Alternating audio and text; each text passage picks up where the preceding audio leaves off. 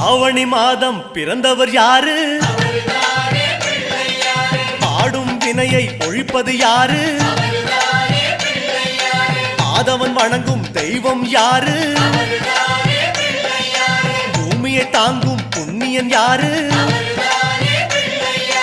அனலாசுரனை தின்றது யாரு?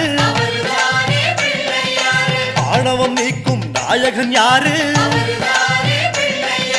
முப்புரி அணிந்த மூலவன் யாரு?